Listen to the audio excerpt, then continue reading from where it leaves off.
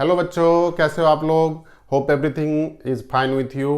तो आज से हम स्टार्ट करने वाले हैं RS अग्रवाल का क्लास 11th का मैथ।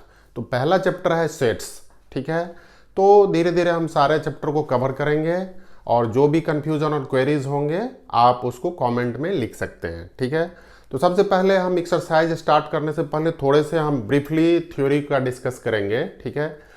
इसमें जो पहला पॉइंट्स है ना, ऑब्जेक्ट। तो ऑब्जेक्ट क्या होता है मैथमेटिकल लैंग्वेज में? ऑब्जेक्ट जो होते हैं वो क्या होते हैं? ऑल नॉन लिविंग और लिविंग थिंग्स होते हैं ऑब्जेक्ट, ठीक है।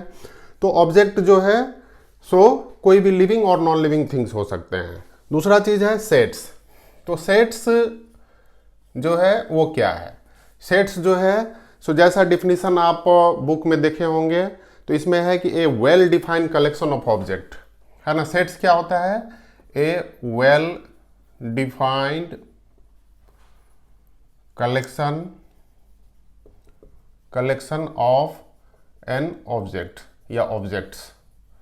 ऑब्जेक्ट का कलेक्शन को हम सेट्स बोलते हैं, राइट। और सेट्स को डिनोट करते हैं कैपिटल लेटर से, समटाइम्स A, B, C और X, Y और Z etc। तो इससे आप सेट्स को डिफाइन करेंगे, है ना। तो वेल डिफाइंड का मतलब क्या हुआ कि जो कि पूरी तरह डिफिनीशन में हो, मतलब जो कि प्रॉपर्टी जो उसका पूरी तरह स्पेसिफाइड हो with in the range, right. अगर डिफिनीशन उसका परफेक्टली नहीं होगा तो दैट मीन्स कि वो वेल डिफाइंड नहीं होगा। तो वेल डिफाइंड का मतलब यहां पर सेट का मतलब क्या हुआ? अगर हम बोलते हैं कि A इज इक्वल टू, ऐसे अगर हम लिखते हैं A इज इक्वल टू, है ना, 1 2 3 4 5, तो इसका मतलब क्या हुआ कि एक नेचुरल नंबर है, वेल डिफाइंड है, जो कि 6 से छोटा है, राइट। तो इसको आप आसानी से समझ सकते हैं, तो ये सेट्स हो गया, राइट। अगर हम बोलते हैं दूसरा केसेस में कि A is equal to all hockey players in India who is good. मान लेते हैं कि कोई भी हॉकी प्लेयर है जो कि गुड है। तो इसमें क्या है कि गुड वर्ड जो है भॉग है। भॉग का मतलब होगा कि वेल डिफाइंड नहीं है, राइट। तो आप इसको मतलब आपके लिए कोई भी 10 प्लेयर 11 प्लेयर है या 20 प्लेयर है, 20 प्लेयर्स है, तो कुछ प्लेयर्स आपके लिए अच्छे हो सकते हैं लेकिन दूसरे के लिए वो अच्छे नहीं है। तो ये वेल डिफाइंड टर्म नहीं है, तो ये सेट नहीं हुआ, ये सेट के डिफिनीशन को सेटिस्फाइड नहीं करता है, तो ये सेट नहीं हुआ, ठीक है। अब जो दूसरा चीज है, सेट्स को रिप्रेजेंट करने के दो मेथड हैं। एक मेथड जो है उसको हम बोलते हैं रोस्टर फॉर्म और टेबुलेशन फॉर्म। तो रोस्टर फॉर्म में क्या होता है या टेबुलेशन फॉर्म में क्या होता है? रोस्टर मेथड या टेबुलेशन मेथड, इसमें क्या होता है? रोस्टर या टेबुलेशन मेथड में क्या होता है कि आप जो है जैसे कि मान लेते A इज इक्वल टू, जैसा हमने ऊपर में डाला है, राइट। तो A इज इक्वल टू 1 3 4 5, ये हो गया कि जितने मेंबर हैं उस सेट में उस सारे को आपको लिस्ट करना है। तो लिस्ट करने के लिए जितने भी मेंबर्स है उसको लिस्टिंग ऑफ ऑल मेंबर्स, आपको ये लिस्ट करना है कि इसका मेंबर कौन कौन है इस सेट में। तो उसको हम बोलते हैं टेबुलेशन फॉर्म या रोस्टर फॉर्म। दूसरा जो मेथड है वो है set building method. Set building method क्या होता है? सेट बिल्डिंग मेथड में आप देखेंगे कि इसमें जो इंपॉर्टेंट है, इसमें हम मेंबर्स को लिस्ट नहीं करते हैं। इसमें क्या करते हैं? इसमें मेंबर का प्रॉपर्टीज को हम लिस्ट करते हैं। फॉर एग्जांपल, तो इसमें क्या करते हैं कि listing of members properties, listing of all members properties. तो फॉर एग्जांपल जैसे कि आप यहां पर A इज इक्वल टू हम लिखते हैं X n and n is less than 6, जैसा कि हमने ऊपर में डिफाइन किया है। तो n क्या है? n यहां पर हो गया नेचुरल नंबर, ठीक है। तो ये जो है सेट बिल्डिंग मेथड है, जिसका मतलब हो गया कि x जो है एक मेंबर है, नेचुरल नंबर का मेंबर है, और उसका वैल्यू जो है 6 से छोटा है। तो नेचुरल नंबर आप जानते हैं कि काउंटिंग के नंबर को नेचुरल नंबर बोलते हैं। तो 1 2 3 4 5 6 7 एवरीथिंग्स होगा अप टू मैनी। लेकिन यहां पर कंडीशन दिया हुआ है कि n जो है 6 से छोटा होगा। दैट मीन्स कि ये ऊपर वाला जो लिस्ट है ये इसको सेटिस्फाइड करता है। तो ये सेट ए को हम दो मेथड से लिख के दिखाएं आपको, है ना। पहला मेथड जो है वो है, ये पहला मेथड क्या हो गया, ये हो गया आपका रोस्टर मेथड, और दूसरा क्या हो गया, सेट बिल्डिंग मेथड। तो दोनों में जो है सो इसमें हमने सारे मेंबर्स को वैल्यू को लिस्ट किया है, और इसमें क्या किए हैं कि हम मेंबर का प्रॉपर्टीज बताए हैं कि ये नेचुरल नंबर है। दूसरा चीज है कि अगर यहां पर आप देखेंगे इस डिफिनीशन से कि 1 जो है वो मेंबर है ए का या एलिमेंट है ए का, तो इसको हम लिखते हैं 1 इज एप्सिलॉन ए। ठीक है, तो इसको हम लिखते हैं कि 1 is the epsilon A, that means 1 is a member of A या एलिमेंट ऑफ ए। तो ये नोटेशन आपको एप्सिलॉन वाला समझना पड़ेगा। ठीक है, ये सिंपल है, इसमें बेसिक चीजें हैं, याद रखना। और यहां पर आप देख सकते हैं कि 6 मेंबर नहीं है, तो 6 is not A member of A. That means क्या हुआ कि 6 जो है सो इस सेट ए का मेंबर नहीं है। ठीक है, तो ये बेसिक थ्योरी है। अब हम एक्सरसाइज 1 पर फोकस करेंगे, उसके बाद धीरे धीरे सारे क्वेश्चंस को हम सॉल्व करते हैं। ठीक है, तो चलते हैं एक्सरसाइज 1A। एक्सरसाइज 1A का जो पहला क्वेश्चन है, ठीक है, तो इसमें आपको सीधा देखेंगे कि इसमें लिखा हुआ है कि which of the following are sets justify your answer. इसमें आपको रिकॉग्नाइज करना है, पहचानना है कि जो ये क्वेश्चन है उसमें कौन सा सेट्स है और कौन सेट्स नहीं है। जैसा कि हम बेसिक थ्योरी से पहले समझ चुके हैं कि सेट्स का मतलब क्या होता है कि वेल डिफाइंड होना चाहिए। वेल डिफाइंड का मतलब क्या कि उसका डिफिनीशन जो है सो बिल्कुल करेक्टली सेटिस्फाइड करे उसके प्रॉपर्टीज से। ठीक है, तो फॉर एग्जांपल अभी हम देखते हैं कि पहला क्वेश्चन है the collection of all whole numbers less than 10। इसका मतलब क्या हुआ, मान लेते कोई सेट्स है तो इसका collection of all whole number. ठीक है, होल नंबर का मतलब क्या होता है कि आप जानते हैं कि होल नंबर क्या होता है 0 1 2 3 एंड सो ऑन। लेकिन यहां पर क्या बोले कि लेस देन 10, तो इसका मतलब क्या हो गया 4 5 6 7 8 और 9। ठीक है, तो ये एक डिफिनिट है, ये एक W एक सेट है, मान लेते W एक सेट है और उसका मेंबर है 0 से लेके 9 तक, तो ये डिफिनिट हो गया।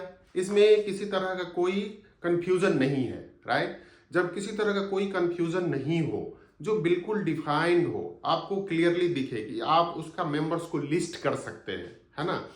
जब आप उसके मेंबर को बिल्कुल आसानी से लिस्ट कर सकते हैं, रिकॉग्नाइज कर सकते हैं, तो वो क्या होता है, वो सेट्स होता है, क्योंकि वो वेल डिफाइंड हो गया। तो दैट मीन्स क्या हो गया कि ये जो पहला हो गया ये सेट है। बोल रहा है which of the are sets, तो यस ये सेट हो गया। और ये सेट क्यों हुआ, क्योंकि ये मेंबर्स को बिल्कुल 0 से लेकर 9 तक आप देखेंगे कि डिफाइन कर रहा है प्रॉपर्टीज को, राइट। तो ये आपका सेट्स हो गया। दूसरा केसेस है the collection of good hockey players in India.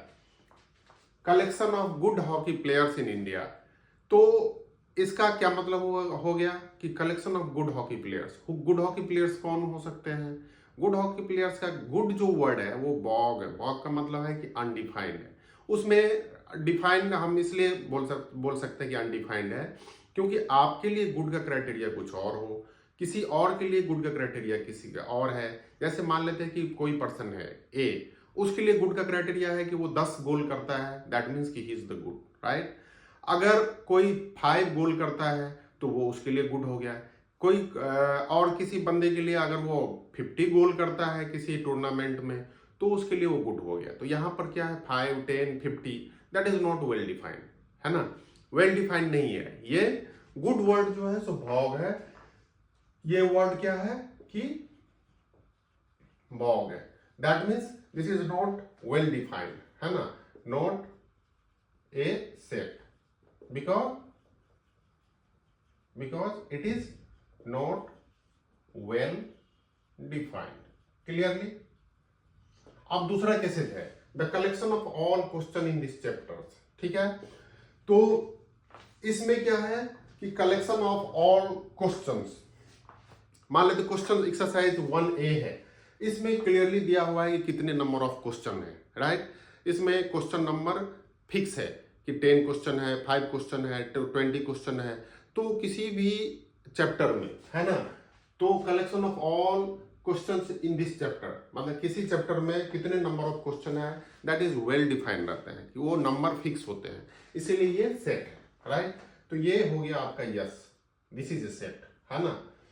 और रीजन है कि number of questions are fixed, है ना।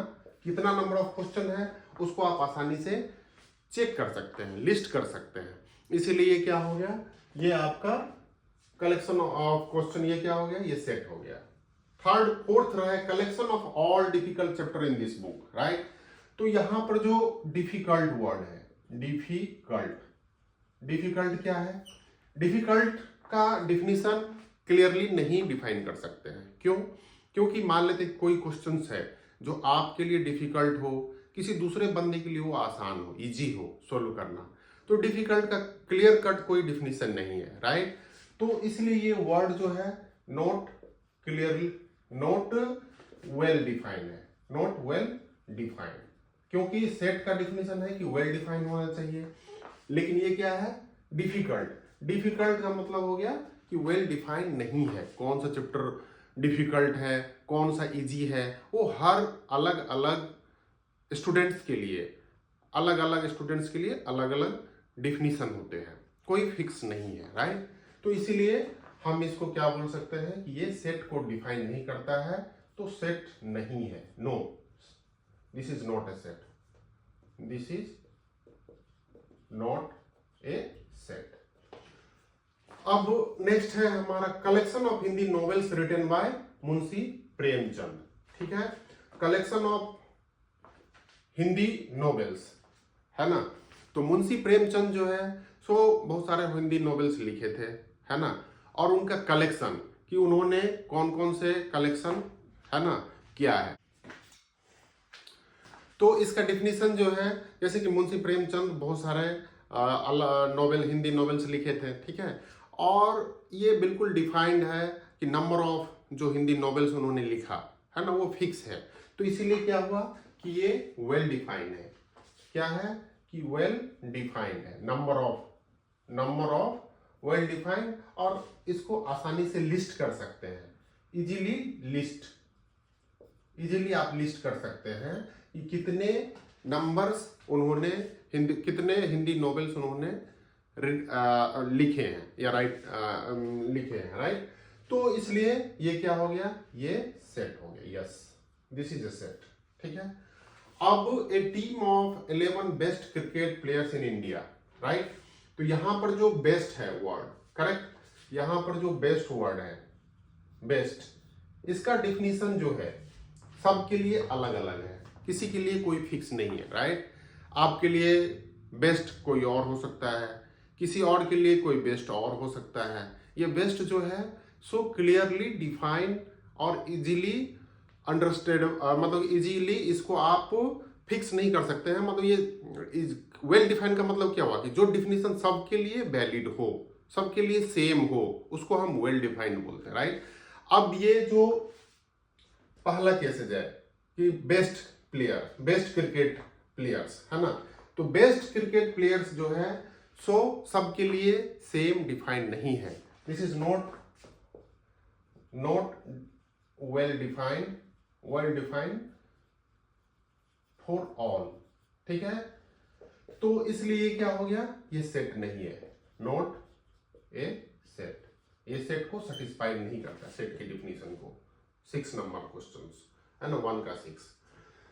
अब जो दूसरा केसेज है, ये 7 नंबर है। 7 नंबर में क्या है, the collection of all month of the year whose names begin with the letter M, है ना।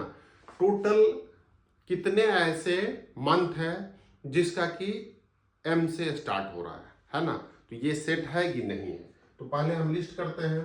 तो आप देखेंगे कि जब स्टार्ट करेंगे जनवरी से तो क्या होगा, मार्च और मई, ये 2 मंथ ऐसे हैं, मार्च और मंथ मई, जो कि एम से स्टार्ट हो रहा है, राइट। तो ये क्लियर कट है कि मान लेते ये कोई सेट है, ये सेट ए है, तो इसमें 2 मंथ है, मार्च एंड मई, जो कि एम से स्टार्ट हो रहा है, एम से स्टार्ट हो रहा है। तो ये क्या हो गया, ये सेट को डिफाइन करता है, तो ये सेट हो गया, right, this is a set. अब नेक्स्ट क्वेश्चन है the collection of all interesting books, right. तो इंटरेस्टिंग बुक जो है, इंटरेस्टिंग बुक, तो यहां पर इंटरेस्टिंग वर्ड जो है सो वेल डिफाइंड नहीं है। इंटरेस्टिंग जो वर्ड है ना, इंटरेस्टिंग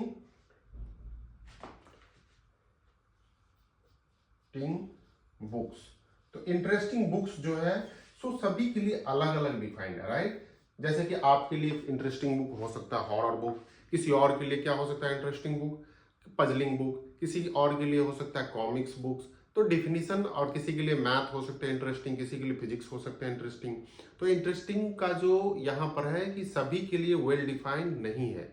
तो जैसा वेल डिफाइंड मैंने बोला कि वो सभी के लिए सेम डिफिनीशन होना चाहिए और सभी के लिए सेम क्राइटेरिया होना चाहिए सिलेक्शन का। तो इंटरेस्टिंग जो है ये इंडिविजुअल प्रॉपर्टीज पर डिपेंड करता है, इसीलिए ये क्या हुआ, ये बॉग वर्ड है, तो इसीलिए ये एक सेट नहीं है, नॉट ए सेट। अब नेक्स्ट जो है the collection of all short boys in your class, ठीक है। इसमें आप देखेंगे शॉर्ट बॉय, शॉर्ट्स बॉयज, इसमें क्लियर कट ये नहीं बताया है कि शॉर्ट बॉयज का हाइट कितना होना चाहिए, 4 फीट 6 इंच होना चाहिए या 5 फीट होना चाहिए। तो मान लेते कोई बंदे जो है, जहाँ आपके क्लास में 50 स्टूडेंट है, राइट, तो 50 स्टूडेंट है तो कोई बोलेगा कि जो 5 फीट का है वो शॉर्ट्स है, दूसरे बंदे का परसेप्शन है कि 4 फीट 6 इंच जो है वो शॉर्ट्स है, तीसरे बंदे का परसेप्शन होगा कि जो 5 फीट 6 इंच है वो भी उसके लिए शॉर्ट्स है। तो इसीलिए क्या है कि एक स्टैंडर्ड डेफिनेशन नहीं है कि कौन शॉर्ट्स है और किसके अकॉर्डिंगली, मतलब कि सभी के लिए एक वेल डिफाइंड नहीं है कि शॉर्ट्स कौन है, राइट। तो इसीलिए ये भी वर्ड बॉग है, बॉग मतलब कि नॉट ए क्लियर नहीं है, नॉट क्लियर, तो इसीलिए क्या हो गया, नॉट ए सेट, ये सेट नहीं है, सेट की डिफिनेशन को सेटिस्फाइड नहीं करता है। तो नेक्स्ट क्वेश्चन है हमारा क्वेश्चन नंबर 1 का 10, ठीक है। तो इसमें आपको व्हिच ऑफ द फॉलोइंग इसमें निकालना, which of the following are sets, justify your answer. तो सेम क्वेश्चन है, उसी का एक्सटेंडेड पार्ट है कि आपको ये दिखाना है कि इसमें कौन सा सेट्स है, और अगर सेट्स है या नहीं है तो you have to justify your answer, ठीक है। तो पहला चीज जो है सो हम देखते हैं इसमें क्या लिखा है, the collection of all those students of your class whose ages exceed 15 years. यहाँ पर ये क्लियर दिया हुआ है कि दोज स्टूडेंट्स जिसका कि एज 15 ईयर से ज्यादा हो। तो ये डिफिनेशन क्या है, ये सभी के लिए वैलिड है, ये डिसिसिव है। डिसिसिव मतलब कि आप इस पर डिसाइड कर सकते हैं, काउंट कर सकते हैं कि ये जो स्टूडेंट्स जिसका एज 15 ईयर से ज्यादा है उसको आप एक साइड रख सकते हैं, और जो नीचे उससे कम है उसको दूसरे साइड रख सकते हैं, राइट। तो ये वेल डिफाइंड हो गया कि आपके क्लास में मान लेते हैं कि 50 स्टूडेंट है ना, उसमें से कुछ स्टूडेंट्स का मान लेते 25 काउंट करने पर 25 का एज 15 ईयर से ज्यादा होता है, तो ये काउंट फिक्स है, 25 is fix count for all those student, all persons, या सभी के लिए, या सभी उसको 25 नंबर्स ही काउंट से जानेंगे, राइट। तो यहां पर क्या हुआ कि ये वेल डिफाइंड है, राइट। तो ये क्या हो गया, ये सेट है, यस, मतलब यस, ये this is a set, this is a set. क्यों, क्योंकि 15 जो है 15 ईयर्स एज जो कंडीशन है, 15 ईयर्स एज जो है वो कंडीशन एक वेल डिफाइंड कंडीशन है। एज कंडीशन जो है, this condition is well defined. Well defined का मतलब क्या कि 15 ईयर से जो बच्चे बड़े होंगे वो उसका काउंट आप आसानी से निकाल सकते हैं अपने क्लास में, राइट, या टीचर्स या जो भी है वो निकाल सकते हैं। नेक्स्ट क्वेश्चन है the collection of all rich person of Kolkata. ठीक है, तो कोलकाता में जो है सो collection of all rich person, तो ऑल रिच पर्संस, फिर जैसा कि वर्ड है यहां पर ऑल रिच पर्संस, राइट। तो ऑल रिच पर्सन का मतलब क्या हुआ, ये जो रिच पर्सन है, तो ये डिफिनेशन सभी के लिए फिक्स नहीं है। मान लेते किसी का 1 लाख रुपीज इनकम है मंथली, तो और दूसरे बंदे बोलेंगे उसको रिच है। किसी का 50,000 है मंथली, तो उसको कोई कंसिडर करेगा रिच है, क्योंकि वो किसी लेबर के रिस्पेक्ट में वो रिच है, राइट। तो ये वेल डिफाइंड टर्म नहीं है ऑल रिच पर्सन, और इसके बेसिस पर आप काउंट नहीं कर सकते, मेंबर को लिस्ट नहीं कर सकते। Member can not be listed, cantt be listed, है ना। इस क्राइटेरिया के बेसिस पर मेंबर को आप लिस्ट नहीं कर सकते, काउंट नहीं कर सकते हैं, या डिफाइन नहीं कर सकते, राइट। तो इसलिए ये क्या हो गया, this is not a set. तो नेक्स्ट क्वेश्चन है हमारा the collection of all persons of Kolkata whose assessed annual income exceeds ₹20 lakh in the financial year of 2016 to 17, है ना। इसमें क्लियर है कि 2016 और 17 में जिसका इनकम 20 लाख से ज्यादा हुआ है ना, उसको लिस्ट करना है। तो आईटीआर, आप इनकम टैक्स रिटर्न जानते हैं, उसके through income tax department easily उस बंदे को लिस्ट कर सकता है कि कितने बंदे ऐसे हैं या कितने रिसोर्स मतलब पर्सन्स ऐसे हैं जिसका कि एनुअल इनकम जो है कोलकाता लोकेशन का 2016 से 17 में 20 लाख से या 20 लाख से ज्यादा है। तो दिस इज इजीली डिटेक्टेबल, मतलब कि डिफाइंड, वेल डिफाइंड है ना, वेल डिफाइंड या easily listed by income tax department, right. Income tax department के थ्रू इसको आसानी से लिस्ट कर सकता है। तो इसीलिए ये क्या हो गया, yes, this is a set. अब नेक्स्ट क्वेश्चन है हमारा the collection of all interesting dramas written by Shakespeare. तो यहां पर जो वर्ड है इंटरेस्टिंग, ठीक है, ये इंटरेस्टिंग ड्रामाज, तो ये इंटरेस्टिंग ड्रामा जो है, ये इंटरेस्टिंग वर्ड क्लियर नहीं है। ये सभी के लिए, जैसा कि हमने पहले वाले क्वेश्चंस में लॉजिक दिया था, राइट, ये इंटरेस्टिंग वर्ड सभी के लिए अलग अलग हो सकते हैं, राइट। किसी के लिए इंटरेस्टिंग मान लेते कि उनका दूसरा कोई नॉवेल इंटरेस्टिंग होगा, वो दूसरे बंदे के लिए नहीं होगा, राइट। तो इसलिए ये क्लियर कट डिफाइंड नहीं है कि इंटरेस्टिंग ड्रामा कौन है, क्या कौन कौन सा इंटरेस्टिंग ड्रामा है।